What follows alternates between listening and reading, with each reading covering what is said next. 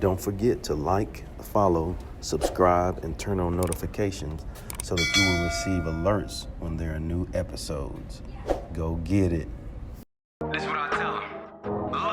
I've been grinding for so long, I wake up and chase my goals. I go out and I go get it. How to code, that's all I know. I don't succeed, then I don't breathe. Success, what does it mean? If I conquer all my goals, then I'm living out my dream. Dig deep, go out and get it. Success Chronicles. Compete until it's finished. Success Chronicles. Go take care of your business. Success Chronicles. It's deeper than just winning. Success Chronicles.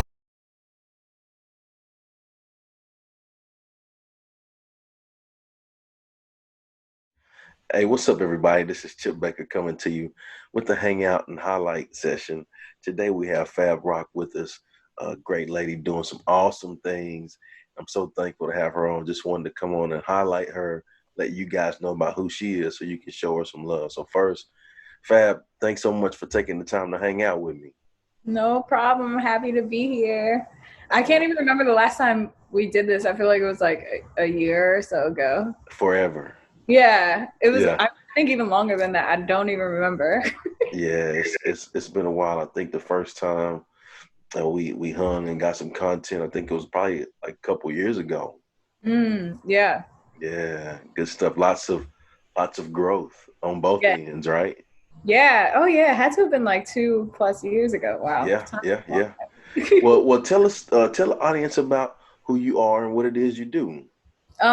So for sure. So I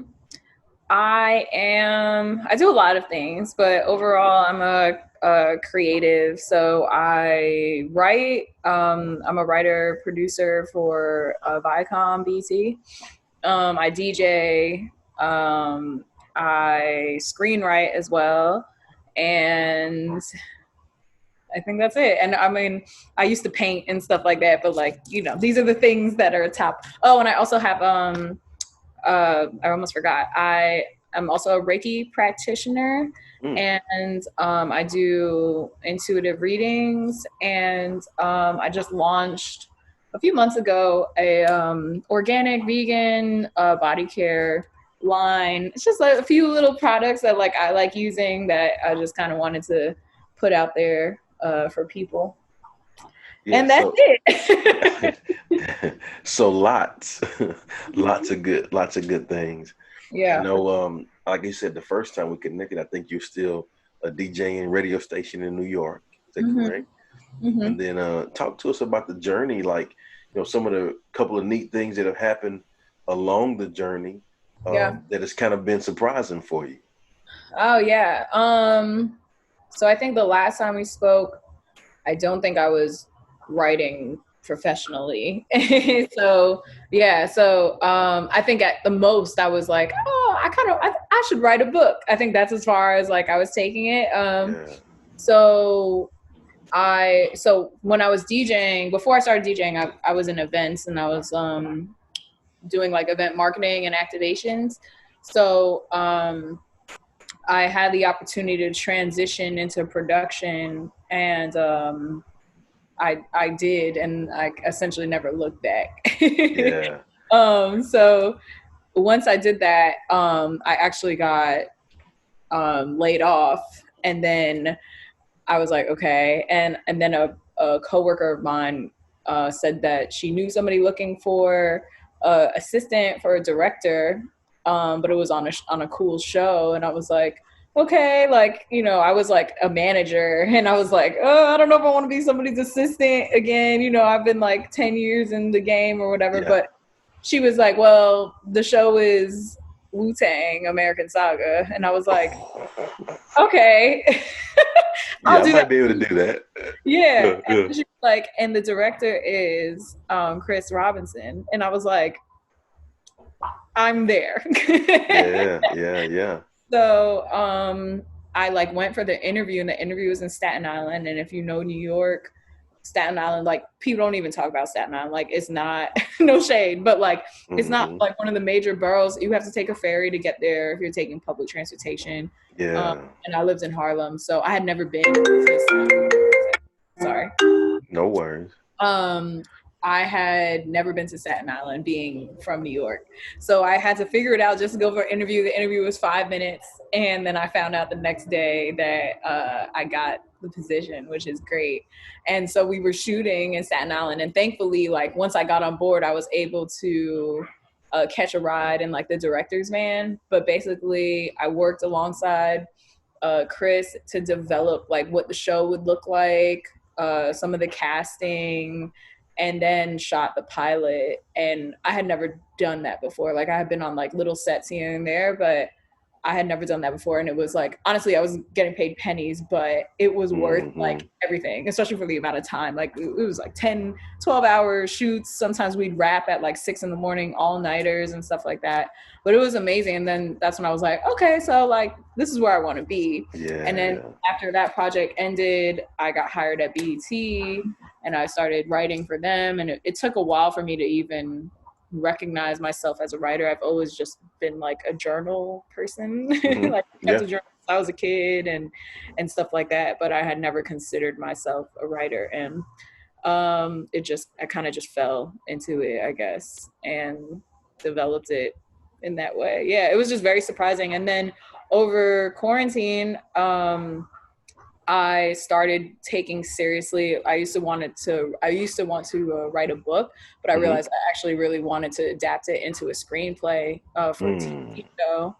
So I like got a coach, and because I've never been to like film school or anything like that, and I got a screenplay coach, and she just kind of taught me how to write it, and gave me notes, and I wrote a pilot like within the last few months. So wow. Yeah. So the journey has been crazy. I mean, not crazy, but it's been super abundant. Like I didn't necessarily foresee any of this, but as soon as I made a decision that I wanted these things, it kind of just came to me. Isn't it crazy how when we just decide that we want growth, how how great things happen. But then also a part of that, I think, is getting to the place in our life where we are comfortable with being uncomfortable. Ooh, I see what you did there. Come on. A great book. I should have had that on the side so I could be like, yep, read it. Yeah. But I mean, that's what it is. You think about it. As you were talking, I was reflecting on like, my past and journey and things too, and growth. And like everything that has allowed me to have the maximum growth, have been things that I've stepped into that, like I've never done this before, like, yeah. I don't know if I know anybody that's done this. Right. And so, but when you step out there and just do it, it's crazy how I think first get connected with people and have amazing relationships that give you opportunities. Like you said, with the whole Wu-Tang deal. Somebody looked out for you and said, hey, this, and then, it's like, hey, step out there. I don't know. I'm not getting paid a lot, but I'm going to get in it. The experience is going to be cool. Yeah, for sure. And I think there's two things. It's like relinquishing ego, number one, and like not feeling like you're too good for something. And also like taking maybe a step back doesn't make you lesser of a person or lesser like that your talents aren't like good enough or anything like that. But then also like not letting imposter syndrome kind of like cover you, because when I was at BET, I was like, damn, I've never been to film school. I never I haven't done this. And I found myself putting out really good work to the level of my peers that had gone to school for it and like had been doing this for much more years than me. And it's instead of feeling like coming from a place of lack of like, oh, I don't know if I should be here. It's like, no, you were hired for a reason. Like, and trust that, Yeah. Talk about your experience with the BET deal, with the writing and all that. How was that for you? What, something cool that you got to experience? Share something about that. Something cool. Well, one of my first projects there was writing for this show called, how I write, I'm not writing for like the actual shows, I'm writing the campaigns and the marketing like promos of how we're going to market the shows on TV, on social media, digital, all that good stuff. So I'm like essentially in like post-production, and one of my first projects was a show called 20s, and it's a Lena Waithe show. It's one of her it's like she does Chicago Chi-Town on Showtime, and this was like her second baby. Actually, this was her first baby for real. It came out as a web series type of show, so you can find like the original episodes on YouTube still. And her journey is great. Like, she pitched it, they declined it, then what TBS was gonna pick up the show, and then they like didn't produce it, and then BET got it. So it was cool to kind of like 20s is like my baby in a sense too, because from start to finish, like the pitch process and the brainstorming that went into that, like, was a lot of my ideas and I really love that show. Like, it's literally about 20-year-old girls in LA, like trying to find themselves and make it. And I like resonate with that a lot. And BT's content, you know, can skew a little older. So it's like super fresh for that network. And it did really well. So season 2 is like going to come out soon too. But like, we got to go to LA to shoot it and like meet the team and like work with these actresses. And it was just like, it was awesome. Like, and it also solidified for me, my, I guess like what I bring to the table in a sense. Yeah. So it was just awesome. Like, I love being on set. I love like working with actresses and actors and like giving direction. Like, I'm not really a in front of the camera type of person, but I'm definitely like behind the scenes, like, you know, puppeteering and just making people like shine really brightly. Like, I love doing that. So that's awesome. So lots of growth in a couple years, huh? Yeah, I know, right? That's crazy. Like, I knew that you know, you were doing like some writing and BET, you know, pilot and things, but I didn't know about the Wu-Tang and you know, some of the other things. Man, that's really neat what you're doing. And I think it's cool too how, you know, I'm more of a behind the scenes, you know, it's not about me. I just want to help. I think you can have that mentality in anything you're in, even if you are out front, but you can still keep that mentality. I think everything around you gets better as well. Yeah, for sure. And sometimes it's like, also what I've learned recently too is like, sometimes like, not, yes, teamwork, but sometimes it's like sometimes you're the person like leading the herd. Sometimes you're just like, you know, the door holder, or like, you know, the person in the back cleaning up. Like, everybody has a part, and every part is important on like, you know, keeping the train moving. And like, going back to ego, because I feel like last year I was really working on like my relationship with my ego, and like just being very aware of it and not like letting it get in the way of things. And I've never actually had an issue with ego, but I've seen people have issues with ego, like within like my family and my peers and stuff. And like, I just have never wanted to be the person to allow my ego to get in the way of like my growth or like an opportunity and stuff like that. So it's just like a constant reminder or like opportunity to just check in, you know? Yeah. I think we're a constant work in progress. Let's hit on the whole ego thing a little bit, if you don't mind. Yeah. Like, what are some, like, I think when you were talking about ego and the whole scenario with that, the word awareness came to mind for me. And I think that in any situation that we're in, we have to always be aware how we fit into what we do.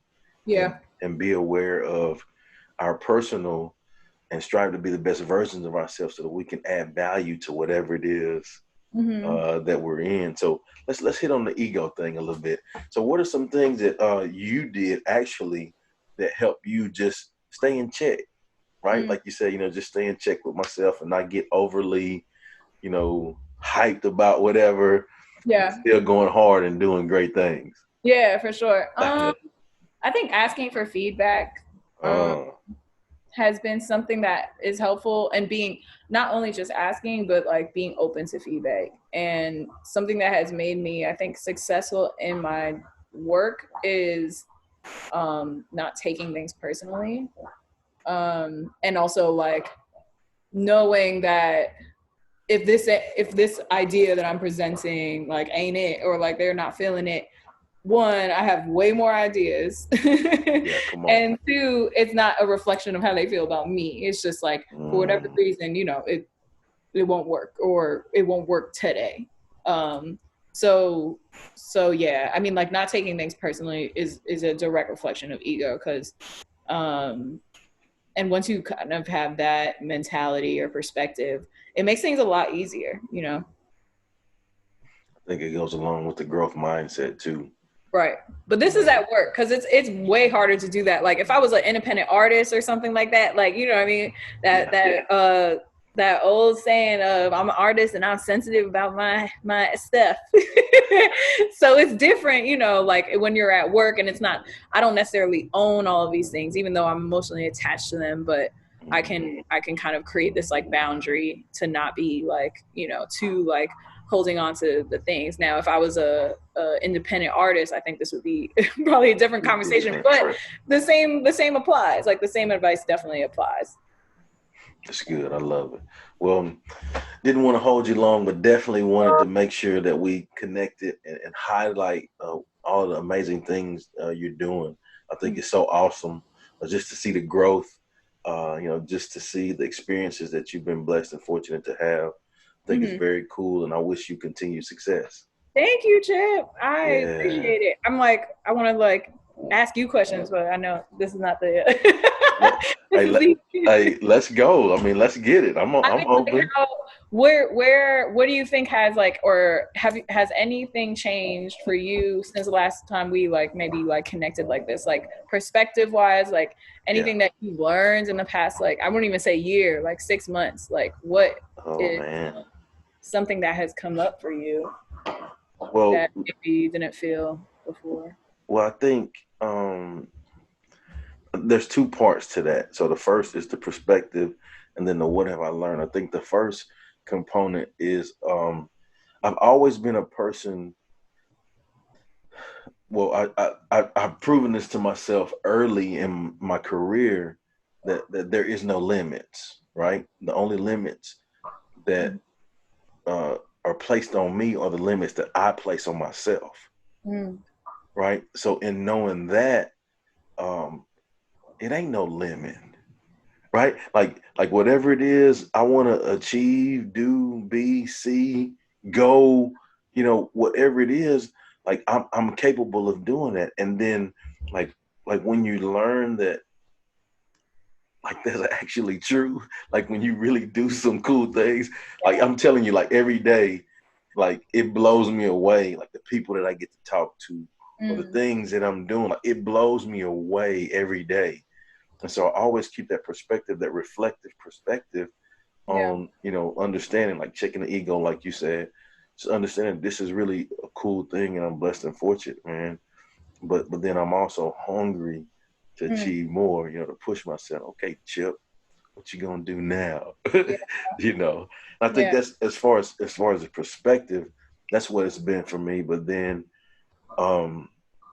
I think some of the things that I've done, so like here recently, we just recently dropped the Impact of Influence compilation book.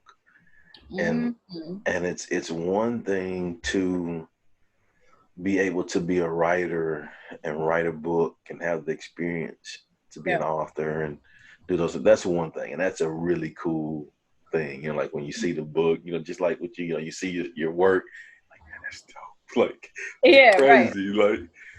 But it's another thing when I can take the things that I've learned in that process and help others learn those things as well and give them that experience.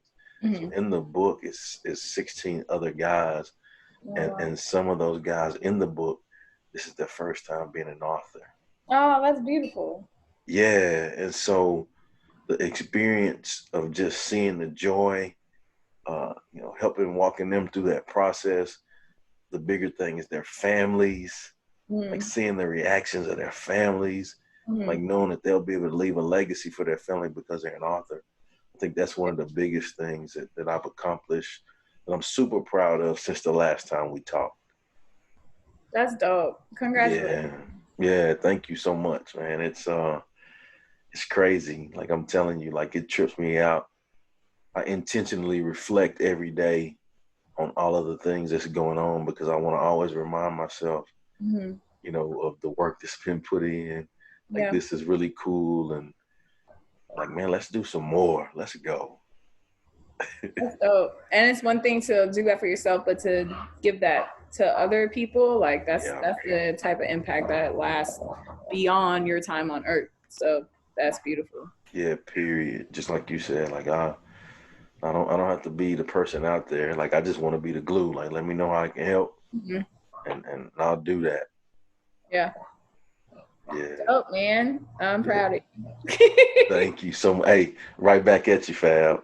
Right back at you. And man, really, you know, and I reached out because again, like I said, you know, we doing the content, but just I think it's really cool the journey that you had and the things that you're doing, Mhm. and how you're doing what you're doing too. It's a difference, right? Mhm. Like it's one thing to be able to achieve some things, but there's another thing to be able to achieve some things and do it the right way. Yeah. Yeah. Love So that. so just wanted to highlight you. So thank you again. No I problem. appreciate you. And thank you guys for checking out this Hangout and Highlight session. We'll see you next time. God All right. bless. Go get it.